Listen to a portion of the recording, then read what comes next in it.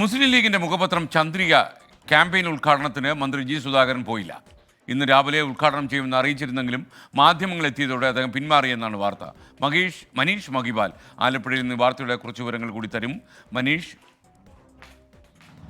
ഇത് ഈ വിവരം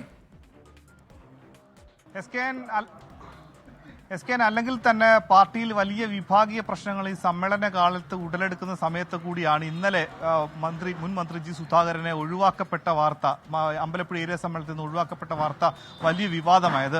അതിന് പിന്നാലെ കഴിഞ്ഞ കൊല്ലത്തിന് അദ്ദേഹം ചന്ദ്രികയുടെ ക്യാമ്പയിൻ മുഖപത്രമായിട്ടുള്ള ലീഗിന്റെ മുഖപത്രം ചന്ദ്രികയുടെ ക്യാമ്പയിൻ അമ്പലപ്പുഴ മണ്ഡലത്തിന്റെ ക്യാമ്പയിൻ ഉദ്ഘാടനം ചെയ്തിട്ടുള്ളതാണ്. പക്ഷേ ഇപ്പോൾ രണ്ട് രാഷ്ട്രീയ സാഹചര്യമാണുള്ളത്. ഒന്ന്, ലീഗിനെതിരെ സർക്കാരും പാർട്ടിയും രൂക്ഷമായ വിമർശനം ഉന്നയിക്കുന്നു. പാണക്കാട് തങ്ങൾക്കെതിരെ പോലും വലിയ വിമർശനം ഉന്നയിക്കുന്നു. ലീഗിന്റെ മതേതര മുഖം നഷ്ടപ്പെട്ടു, ലീഗ് വർഗീയ പാർട്ടിയായി മാറിയെന്ന് മുഖ്യമന്ത്രിയും മന്ത്രി സജി ചെറിയാൻ അടക്കമുള്ള ഉന്നത നേതാക്കൾ, CPM-ന്റെ നേതാക്കൾ നിലപാടെടുക്കുന്നു. ലീഗിനോട് ആ ഒരു സമീപനം സ്വീകരിക്കുമ്പോഴാണ് പ്രമുഖനായിട്ടുള്ള മുതിർന്ന കമ്മ്യൂണിസ്റ്റ് നേതാവ് ജി സുധാകരൻ അവരുടെ മുഖപത്രം തന്നെ ഉദ്ഘാടനം ചെയ്യുക, അതിന്റെ ഒരു ക്യാമ്പയിൻ ഉദ്ഘാടനം ചെയ്യുക എന്ന നടപടികളിലേക്ക് നീങ്ങുക. നേരത്തെ തന്നെ അദ്ദേഹം ഉദ്ഘാടനം ചെയ്യുമെന്ന കാര്യം അറിയിച്ചിരുന്നു. പക്ഷേ പുതിയ സാഹചര്യം മറ്റൊന്നാണ്. മുസ്ലിം ലീഗിനെതിരെ പാർട്ടി നിലപാടെടുക്കുന്നു എന്നുള്ള രാഷ്ട്രീയ സാഹചര്യത്തിന് അപ്പുറത്തേക്ക് അദ്ദേഹം CPIM-ന്റെ പരിപാടികളിൽ നിന്ന് തുടർച്ചയായി ഒഴിവാക്കപ്പെടുന്നു എന്ന മറ്റൊരു സവിശേഷത കൂടിയുണ്ട്.